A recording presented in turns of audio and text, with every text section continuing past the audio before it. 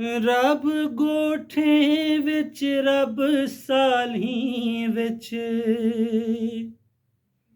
ਰੱਬ ਘੋਟ ਕੁਆਰ ਦਗਾਲੀ ਵਿੱਚ ਰੱਬ ਕਾਨੇ ਕਾਹੀ ਟਾਲੀ ਵਿੱਚ ਉਹ ਕੁੱਲ ਫਕੀਰੀ ਹਾਲੇ ਵਿੱਚ ਸਾਡੇ ਵਣ ਵਿਸਰਾਮ ਕਿਤੇ ਅਸਾਂ ਰੱਬ ਦੇ ਨਾਲ ਕਲਾਮ ਕਿਤੇ ਅਸਾਂ ਖਲਕ ਕੋ ਰੋਜ਼ ਸਲਾਮ ਕਿਤੇ ਰੱਬ ਕੁਲ ਦੀ ਜਈ ਦੇ ਮੇਲੇ ਵਿੱਚ ਰੱਬ ਲੋਹੰਦਿਆਂ ਦੇ ਪੁੱਤਰੇਲੇ ਵਿੱਚ ਰੱਬ ਰੋਹੀ ਵਿੱਚ ਰੱਬ ਬੇਲੇ ਵਿੱਚ ਰੱਬ ਭੋਏ ਤੇ ਸ਼ਾਮ ਸਵੇਲੇ ਵਿੱਚ ਹਰ ਜਾ ਦਰਸ਼ਨ ਆਮ ਕਿਤੇ ਅਸਾਂ ਰੱਬ ਦੇ ਨਾਲ ਕਲਾਮ ਕਿਤੇ ਅਸਾਂ ਖਲਕ ਕੋ ਰੋਜ਼ ਸਲਾਮ ਕਿਤੇ ਰੱਬ ਮੱਖਣ ਮਾਖਿਓ ਮਿੱਠਾ ਹੈ ਅਸਾਂ ਰਜ ਖਲਕਤ ਵਿੱਚ ਡੇਠਾ ਹੈ ਓ ਝੋਕ ਅਸਾਂ ਦੀ ਉਠਾ ਹੈ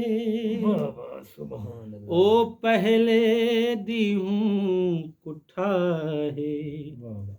ਅਸਾਂ ਦੇ ਨਾਲ ਆਰਾਮ ਕਿਤੇ ਅਸਾਂ ਰੱਬ ਦੇ ਨਾਲ ਕਲਾਮ ਕਿਤੇ ਅਸਾਂ ਖਲਕ ਕੋ ਰੋਜ਼ ਸਲਾਮ ਕਿਤੇ ਤੁਹਾਡੀ ਇਹ ਸ਼ੇਰ ਦੇ ਉੱਤੇ ਦਾਦ ਬੁਲੰਦ ਚਾਹੀਦੀ ਹੋ ਸੀ ਉਹ ਰਿਕਾਰਡ ਥੀ ਸੀ ਕਿ ਉਹ ਅਮਰੀਕਾ ਤੱਕ ਭੇਜੇ ਸੂ ਆਖਰੀ ਸ਼ੇਰ ਜਿਹਨੇ ਵਿੱਚ ਹੁਣ ਅਸਾਂ ਖਲਕ ਕੋ ਰੋਜ਼ ਸਲਾਮ ਕਿਤੇ ਅਸਾਂ ਖਲਕ ਕੋ ਰੋਜ਼ ਸਲਾਮ ਕਿਤੇ ਅਸਾਂ ਰੱਬ ਦੇ ਨਾਲ ਕਲਾਮ ਕਿਤੇ ਅਸਾਂ ਖਲਕ ਕੋ ਰੋਜ਼ ਸਲਾਮ ਕਿਤੇ ਰੱਬ ਕੁਲ ਵਸਤੀ ਦੇ ਬਾਲੇ ਵਿੱਚ ਰੱਬ ਉਜੜੀ ਮਾਂ ਦੇ ਹਾਲੇ ਵਿੱਚ ਓ ਖਲਕ ਦੇ ਕੁੱਲ ਸਵਾਲੇ ਵਿੱਚ ਉਹ ਝੁੰਮਰ ਖੇਡ ਧਮਾਲੇ ਵਿੱਚ ਉਕੂ ਹਰ ਹਰ ਜਾ ਪ੍ਰਣਾਮ ਕਿਤੇ ਅਸਾਂ ਰੱਬ ਦੇ ਨਾਲ ਕਲਾਮ ਕਿਤੇ ਅਸਾਂ ਖਲਕ ਕੋ ਰੋਜ਼ ਸਲਾਮ ਕਿਤੇ ਰੱਬ ਗੋਠੇ ਵਿੱਚ ਰੱਬ ਸਾਲੀ ਵਿੱਚ ਰੱਬ ਘੋਟ ਕੁਆਰ ਦਗਾਲੀ ਵਿੱਚ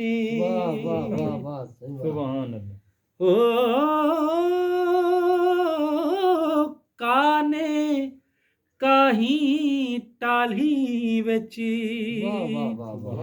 ਉਹ ਕੁੱਲ ਫਕੀਰੀ ਹਾਲੇ ਵਿੱਚ ਹੂੰ ਸਾਡੇ ਵਣ ਵਿਸਰਾਮ ਕਿਤੇ ਅਸਾਂ ਰੱਬ ਦੇ ਨਾਲ ਕਲਾਮ ਕਿਤੇ